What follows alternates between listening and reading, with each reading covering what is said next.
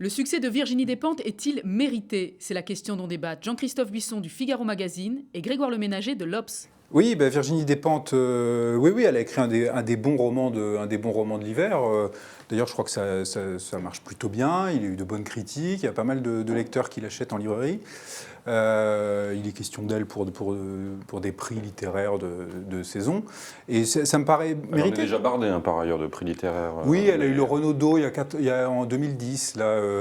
L'année d'ailleurs où Houellebecq avait eu le Goncourt, c'est assez marrant, ils ont commencé ensemble en 94, Houellebecq avec Extension du domaine de la lutte, et Despentes avec Baise-moi, qui avait fait pas mal de bruit, encore plus de bruit quand elle l'a adapté au cinéma. Bon, c'était un peu bancal, c'était assez violent et assez énervé comme littérature. Mais elle a bien grandi. Elle a grandi. Elle est bien revenue de ses illusions de jeunesse, politique notamment. Politique, je ne sais pas. Enfin oui, en tout cas, elle a vieilli. Je crois même qu'on peut le dire. C'est même le thème de son livre. C'est-à-dire que et ça rend ça donne à son livre une vraie profondeur. Elle écrit toujours pas comme Marcel Proust. Ni comme Houellebecq d'ailleurs. Ni comme Houellebecq. Mais avec une thématique effectivement qui se rapproche énormément de Houellebecq. C'est une photographie de la société derrière une histoire que vous raconterez mieux que moi parce que j'ai trouvé tellement inintéressante que ça prendrait juste 20 secondes alors qu'elle mérite sûrement plus. Mais je vous laisse raconter l'histoire. L'histoire est un prétexte. C'est vrai que le fil du roman policier sur lequel elle essaye de greffer son histoire est un peu cheap et même un peu bidon. Enfin, on ne sait pas exactement où ça va parce que je crois qu'il y a 2 autres tomes qui sont prévus de cette histoire de Vernon-Subutex. Donc c'est l'histoire d'un... Oui, ce sera peut-être un peu long à la fin, mais en tout cas, sur ce tome-là, ça fonctionne assez bien quand même. C'est l'histoire d'un disquaire qui est frappé par la crise, un disquaire qui était spécialisé plutôt dans les musiques alternatives, dans le punk rock, et qui est frappé par la crise, qui est sur la paille et qui se fait foutre à la porte de chez lui, et qui se retrouve donc à parcourir Paris et à se faire héberger par toutes sortes de vieilles connaissances, de vieux copains de ce milieu du punk rock, du porno aussi, du milieu de la drogue. Voilà. Et donc il retrouve tous ces vieux copains et qui sont tous, comme lui, assez abîmés par les années, assez dévastés. Parce qu'ils ont passé le seuil de la quarantaine, qu'ils se sont beaucoup défoncés. Et ça dépend, elle en parle assez bien, des peaux qui sont abîmées. Et puis des cerveaux aussi qui sont un peu brûlés, des neurones qui ont cramé, et puis de la lucidité. Moi j'ai aimé ce livre pour cette raison-là essentiellement. Vous l'aimez quand même. Mais oui, parce que c'est un livre... Alors l'écriture ne m'emballe pas plus que ça, parce qu'il y a des facilités d'écriture, puis elle veut toujours faire écriture punk, très rythmée, très rock. Avec beaucoup de gros mots. Avec plein de gros mots pour choquer le bourgeois, comme si le bourgeois pouvait encore être choqué par des gros mots en 2014. Enfin ça c'est une naïveté dont elle n'arrive pas à se débarrasser. Mais sa photographie effectivement de la société et son côté désenchanté, lucide, avec une phrase qui est une lucidité absolument abyssale. Les jeunes gens intelligents ne sont plus systématiquement de gauche. Moi, j'aime lire ça chez quelqu'un qui, pendant 20 ans, nous a expliqué que la droite, c'était l'horreur, le fascisme, le nazisme, etc. Et qu'au bout de 50 ans, avec des idées de gauche, on se retrouvait comme son héros à la rue, clochard, avec des identitaires qui viennent vous proposer leur service, ce que son héros refusera, bien évidemment.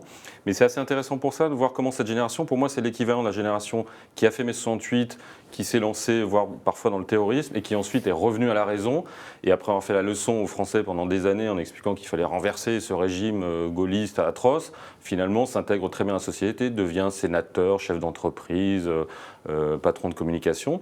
Et elle, c'est la génération d'après, je crois qu'elle a exactement le même âge que moi, je crois qu'on a fait un peu d'ailleurs, on a dû se croiser à Lyon dans nos études, dans les années 85, 86, 87, et donc qui a reproduit ce schéma-là, et qui, à l'âge de 45 ans, se dit, finalement, on s'est gouré sur plein de choses, et la société aujourd'hui, elle est évidemment beaucoup plus à droite, et beaucoup plus, de manière conservatrice ou réactionnaire qu'on ne l'aurait espéré.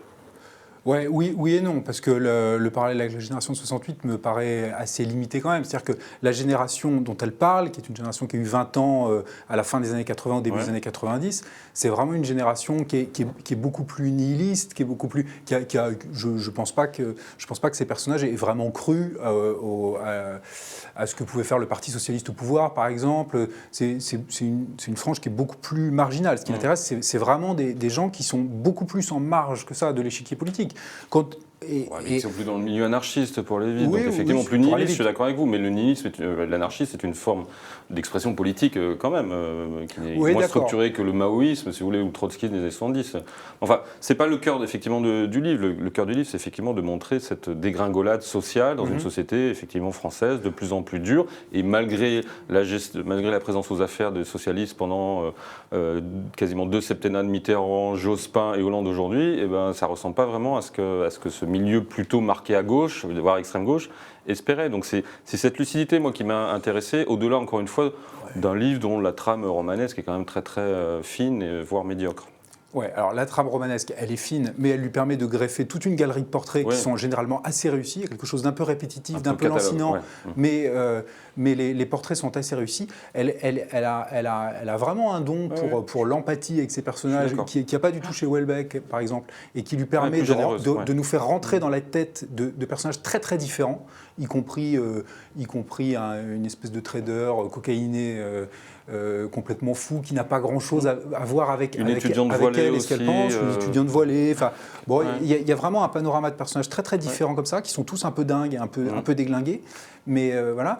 Et en revanche, alors, je vois bien vos obsessions politiques se greffer sur ce livre. Je ne suis pas sûr du tout que ce soit une mise en cause des années Mitterrand ou des années Jospin. C'est pas ça. S'il y a une mise en cause, c'est une mise en cause d'une dérive vers la droite, d'une critique du libéralisme et l'expression d'une désillusion très profonde vers le culte du pognon, quoi, qui a tout envahi et d'une sorte d'individualisme qui a été renforcé par l'usage de Facebook, par tout ça. C'est plutôt ça et une grande tristesse devant oui, mais une tristesse parce qu'elle croyait que la gauche dont ces gens-là ont rêvé dans les années 80, c'était la gauche qui allait empêcher justement le tout pognon de gérer la France. Et si vous la voulez. réalité montre que la gauche n'a fait que mieux gérer le tout pognon que la droite finalement. Et c'est ça qui lui paraît un peu insupportable, je pense.